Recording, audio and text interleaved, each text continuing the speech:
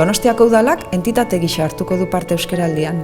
Udalak parte hartuko duela diogunean, udala osatzen dugun kide guztioz ari gara. 200 harigunetik gora osatu ditugu jada.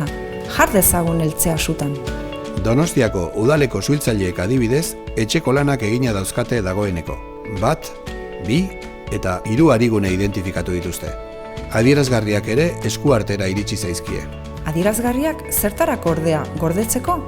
Ez, ondo ikusteko moduko lekuan jarriko ditugu. Lehendabiziko barne harigunea bulegoan osatzea adostu dugu denon artean. Bulegoko langile guztiak gai dira euskara ulertzeko. Euskaraldiak iraun artean, euskaraz lasai aritzeko aukera izango dugu bertan.